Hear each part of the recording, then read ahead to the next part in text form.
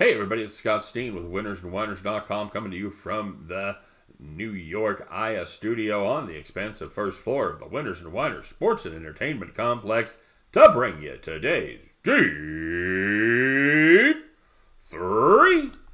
As always, if you would be so kind, consider giving us the thumbs up for this video. Let us know that you like what we're doing. We appreciate the effort. And of course, if you're ready to go steady, don't forget to stop by and get subscribed to our YouTube channel. Just click the rectangle and then hit that bell. You'll be good to go. You'll be notified each and every time we put up brand new content. And normally this is the time when I say we want to know what you're playing. And please feel free to put your plays in for today. Give us your best picks in the comment section. However, there is one caveat. I will not be doing shout outs here myself for the next couple days. As many of you know, my father was very ill, and he passed away about 4.5 hours ago here tonight. So I already had the show pretty much ready to go. I had the picks down, and I didn't really want to spring that on Scott at the last minute. So I'm going to go ahead and do the show, but I'm going to take the next couple of days off to deal with all the family situation and everything that comes with a death like that. So.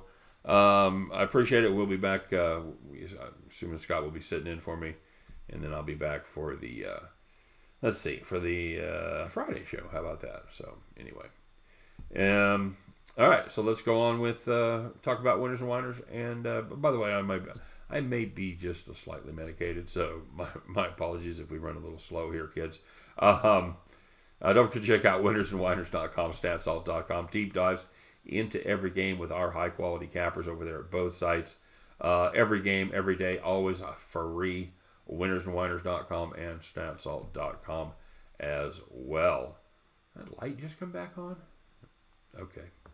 Anywho, let's take a look and see how we did yesterday, all right? It was, not a bad day for us. We had the Texas Longhorns catching some points. They actually win that one outright by double digits.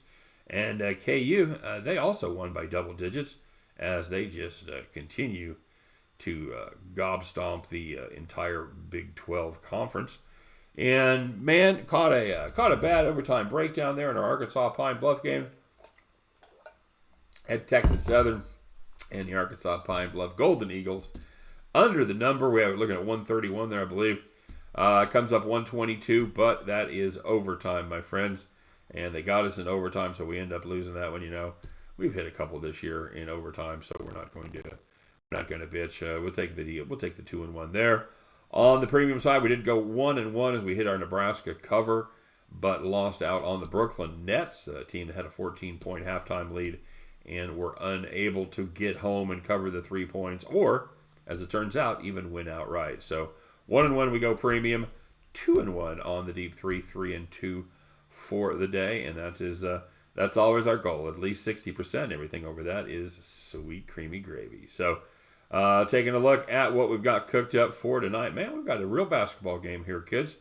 Arguably, two of the best teams in the league right now. Certainly the best team in the league, and not too far behind them is the Toronto Raptors. Milwaukee Bucks travel north of the border to take on the Toronto Raptors and Giant Cups of Poutine. Toronto, as of this recording, is a 1-point home dog. And these two teams playing a little good basketball lately, guys. They're both 17-2 straight up over their last 19. They match up very well. But you know what? I'm going to lean with Toronto right here, all right? It's not a hard lean, but they're catching a point. They're at home, and they've had a day off while the Bucks are on a road back-to-back. And lastly, Brook Lopez, he's going to be out for Milwaukee, which may give a few more opportunities. Siakam. I like the Raptors right here. Give me the Raptors +1. I don't do leans or feelings or hunches.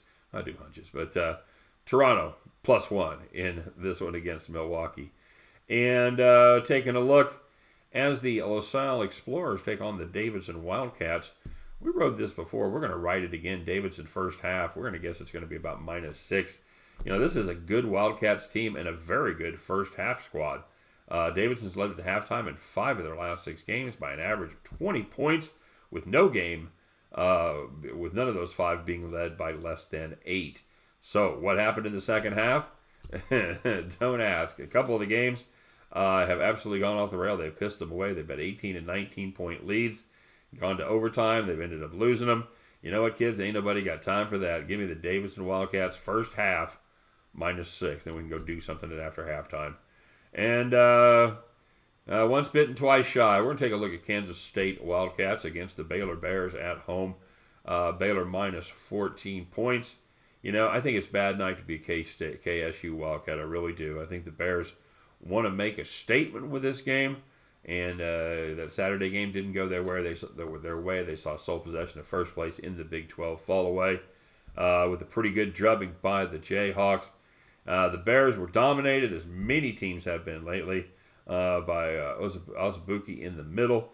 Scored 23 points and 19 rebounds. He shot 85% from the field, and he continues to lead all Division I in field goal percentage. The Bears, they're likely to be seeing him in their sleep for weeks to come. But you know where they're not going to be seeing him?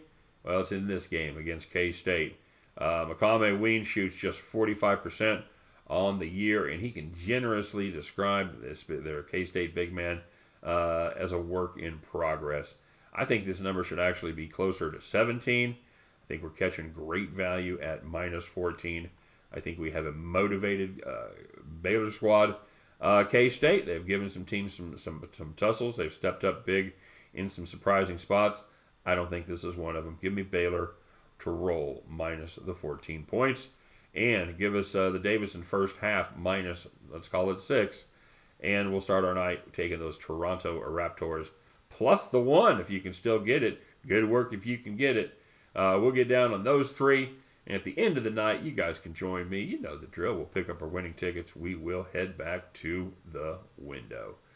All right, everybody, quick reminder. We will put the link to the premium place in the description of the video if you'd like to get down on our premium service. Join the Preem team as it was. Just follow the links. And Bob's your uncle. You will be absolutely hooked up. It looks like this is a fine time to head over to Premiumville as we're just starting to heat up on the college side and the pro basketball side as well since the All-Star break. All right, so let's see how you guys did today. First of all, a couple of requests. J.E. says, Scott, no more XFL, please. Well, Jay, you had me convinced until the carrot chimed in with more XFL. All right, so now I don't want to do. Well, maybe Stan Lee's going to be the tiebreaker. Stan said I had D.C. and St. Louis on a money line parlay, and as soon as I saw you also had them in a parlay, I knew I was screwed. Dang it, Scott, why you do this to me? At least I had a full total on the D.C. under 53 and a live bet. Hey, Stan, the legendary king, as it were, you know what? Maybe you're doing it to me. Maybe you're screwing up my action. You don't know.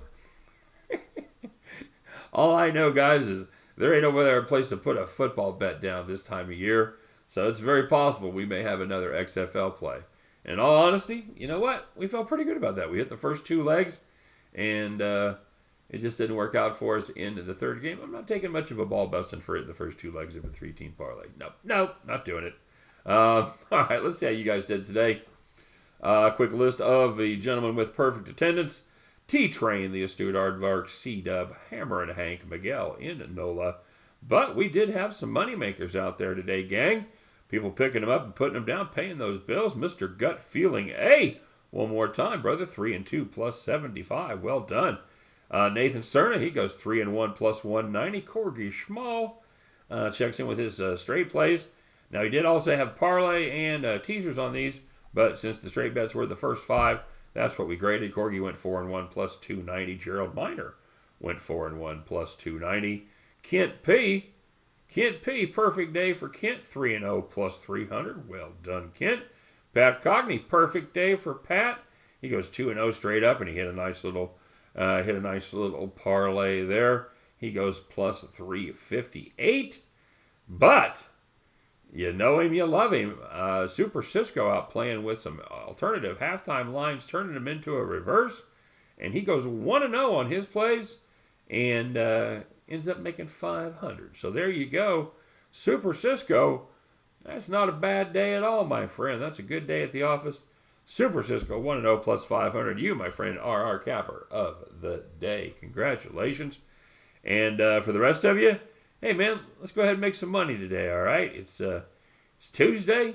We'll put some ducats down on that. Then it's going to be Hump Day. There's a good slate for Sunday, for Wednesday as well.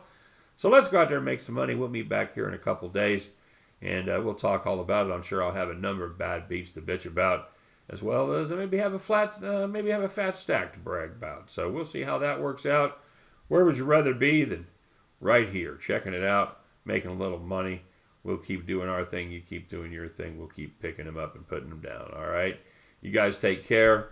Thanks for all of you. It's great to have you as part of the family, and we looking forward to reading the comments, and I'll be looking forward to seeing you guys here in a couple of days. All right. Take care. Good luck on all of your plays today, and be looking for you back at the window. All right. Have a good night. Bye bye.